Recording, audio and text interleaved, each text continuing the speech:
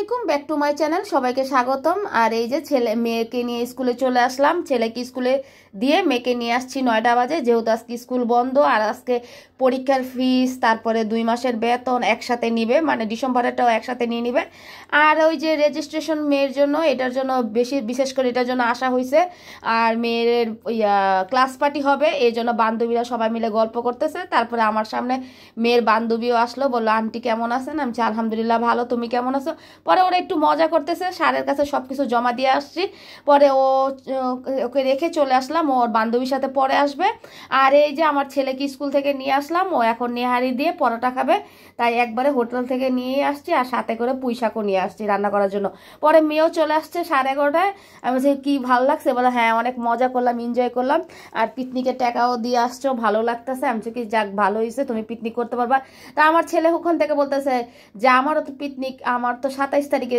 বলতেছে হ্যাঁ তোমার 27 তারিখে আর আমার কালকে। যাক ভালো হয়েছে। আর এখানে আমি আধা কেজি করে রসুন নিয়ে আসছি, খোলা রসুন পেয়েছি। আর এখানে অনেকগুলো বিস্কুট আছে, এগুলি বের করব পরে। আগে দেখাই আমার মেয়ে, দেখেন খুব সুন্দর করে বিছনা পাটি গুছাচ্ছে এসে স্কুল থেকে, ভালো লাগলো। আর এখানে আমি ইলিশ মাছ কয়টা ছিল, 5 টুকরার মতো, না 3 টুকরার মতো, সরি। ওটা ডাটা দিয়ে পুঁই শাক দিয়ে আলু দিয়ে রান্না করবো। আর পুঁই শাকের ডাটাটা আগে আমি কষায় রাখি, কারণ পুঁই শাকটা ডাটাটা আগে কষালে পুঁই শাকটা মানে খুব সুন্দর হয়, ডাটাটাও তাড়াতাড়ি সিদ্ধ হয়ে যায়, পুঁই শাকটা তো সিদ্ধ হতে সময় লাগে না। তারপরে আমি কষায়া পুঁই শাকটা রান্না করতেছি। আর ওই চুলায় আমি শিম আলু মূলা দিয়ে রান্না করব। এই যে আমার শিম আলু আর মূলা দিয়ে আমি তরকারি রান্না করব।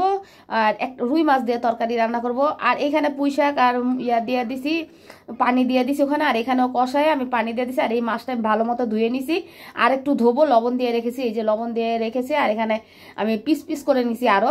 তারপরে এই যে ওখানে উঠায় রাখলাম, মাছটা উঠায় পুঁই শাকটা করতেছি ইলিশ মাছের। আর এখানে বিস্কুটগুলো আমি ডিব্বার মধ্যে বক্সের মধ্যে ভরে রাখতেছি, প্যাকেটগুলি সব ফেলে দেবো, ময়লা আলা আসবে। এই জন্য আমি ঝামেলা রাখতে পছন্দ করি না, প্যাকেটগুলো সব ফেলে দেবো, যেহেতু প্যাকেট একটা ঝামেলা। আর এই জন্য আমি প্যাকেট ফেলে এই যে বক্সে ভরে নিছি। এটা ভালো হয়েছে না, প্যাকেট রাখো ঝামেলা, আমি সব ঝামেলা ভালো লাগে না। এই জন্য সব সুন্দর করে পরিপাটি করে থাকতে আমার ভালো লাগে এখানে। আর পাকের ঘর খুব সুন্দর থাকলে কিন্তু রান্না বান্না করতেও ভালো লাগে। আর এখানে আমি এই যে 1 কেজি করে যে আধা কেজি করে যে রসুনগুলি নিছি, খোলা রসুন, এটা আমি সময় হলে বিকেলবেলা বাছবো, বসে বসে, বিকেলবেলা তো বসেই থাকি, তখন বাছবো আর বেছে নিব। আর এখানে করতেছি, মাছ ভেজে নিচ্ছি, রুই মাছটা হলুদ মরিচ দিয়ে খুব সুন্দর করে রুই মাছটা ভেজে শিম আলু দিয়ে মূলা দিয়ে রান্নলে উফ ভরপুর তরকারি, সেই স্বাদ। আমার কাছে খুব ভালো লাগে, আপনাদের কাছে কেমন লাগে আপু ভাইয়ারা একটু জানাবেন। হ্যাঁ, আর আমি এখানে মাছটা ভেজা হান্ডির মধ্যে রেখে দিলাম, হান্ডি বা মালসা যেটাই বলেন সেটার মধ্যে রাখলাম। আর শিমের তরকারিটা কষায়া সুন্দর করে পানি দিয়ে ডুবার মধ্যে মাছ ছেড়ে দিলাম। আর এখানে ফ্রোজেন করা ধনেপাতা, অনেক ধনেপাতা, তো এই জন্য ফ্রোজেন করে রাখছি, কারণ এমনি নর্মাল ফ্রিজে ধনেপাতা যদি আমি যতই পরিষ্কার করে রাখি না কেন পচে যায়, এই জন্য আমি ফ্রোজেন করে রাখছি। আর এখানে ছেলেকে লুডুস দিলাম, রান্না করে লুডুস খাক। ও তো দুপুরে ভাত খেতে চায় না, হয়তো লুডুস বা বিরিয়ানি এগুলি খায়, খেতে পছন্দ করে। তারপরে এই যে নিচে রোকেয়া বুড়ি আমাদের বিকালে ছাদে আসছে, ও কত কথা বলতেছে আমার ছেলের সাথে, কত সুন্দর সুন্দর কথা, ওখানে এটা ছিল, এটা ছিল, ওটা ছিল। তা আমি আবার একটু শ্যুট নিলাম, দেখি কেমন লাগে। তারপরে দেখেন আমার অ্যালোভেরাটা ধরতেছে, আমার ছেলে বলতেছে মুরব্বি ধরে না। তার সাথে সাথে আমি বলছি বাবু ধরে না, এটা ধরতে হয় না, এটা হচ্ছে অ্যালোভেরা। তারপর ও বলতেছে এটা কি আন্টি? আমি যেটা অ্যালোভেরা। তারপরে ওর ড্রেসের কথা জিজ্ঞেস করতেছি, আমি এটা না তোমার রোজার ঈদের ড্রেস? আমি বলতেছে হ্যাঁ। আমি কি যাক তোমার এখন এই বছর সুন্দরই হয়েছে এই কয়েকদিনের মধ্যে, মানে কয়েক মাসে। তারপরে এখান থেকে প্লেন যাচ্ছে, প্লেনটাকে টাটা দিলাম। আর আমি বিস্কিট খাচ্ছি আর ওকে বুড়ির সাথে মজা করতেছি। আর এখন যাব আমার মেয়ের জন্য স্বর্ণের জিনিস বানাইছি, সেটা আনতে যাব।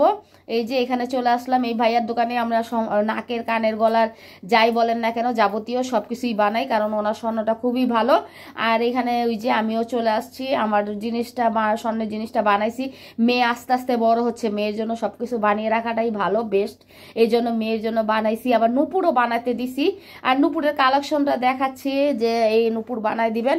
আর এই যে দেখেন আমার মেয়ের কানের জিনিসটা আপনাদেরকে দেখাই দিলাম, শেয়ার করে দিলাম। তারপর এখানে অনেক সুন্দর সুন্দর গলার চেন আছে, আমি বলতেছি একটা চেন খুব সুন্দর একটা ডিজাইনের রেখেন। আর এই যে আমার বোনও দেখতেছে, আমার বোন দেখা বলতেছে না আপা সুন্দর হয়েছে। তারপরে অবশেষে চলে আসলাম আমার ছেলে মেয়ের জন্য রেস্টুরেন্টে খাবার নিতে। আর যেহেতু সন্ধ্যাবেলা বের হয়েছি এই জন্য বলছি একবারে নাস্তাটা নিয়েই যাই। তারপরে এই যে 2 বোন মিলে নাস্তা নিতে আসছে, আর 2 বোন একসাথে আসলে না খুবই ভালো লাগে। আমার বোনের সাথে আমি প্রত্যেক সন্ধ্যাবেলায় ফোন করে বলি যে একসাথে বাইরে যাব। আর তারপরে এই যে ও আমার মেয়ে ফ্রেঞ্চ ফ্রাই খাবে আর ছেলে পাস্তা খাবে, ওদের জন্য এই যে পাস্তা প্যাকেট করে দিবে, পার্সেল করে দিবে। আর ওর মেয়ের জন্য দিবে ফ্রেঞ্চ ফ্রাই আর ছেলের জন্য পাস্তা। আর এখানে খুব সুন্দর করে করে দিচ্ছে পরিবেশন করে, তারপরে প্যাকেটের মধ্যে দিবে অনেকগুলো সয়া সস, তারপরে সস দিয়ে দিচ্ছে। আর এখানে আমিও দাঁড়ায় রয়েছি, অপেক্ষা করতেছি কবে ফ্রেঞ্চ ফ্রাইটা হবে আর কবে বাসায় যাব, কখন বাসায় যাব। আর এই যে গরম গরম ফ্রেঞ্চ ফ্রাই প্যাকেটের মধ্যে দিয়ে দিল, আর এই যে লুডুস আর ফ্রেঞ্চ ফ্রাই হয়ে গেছে। আর ব্লগটা কেমন হয়েছে সবাই জানাবেন। আল্লাহ হাফেজ।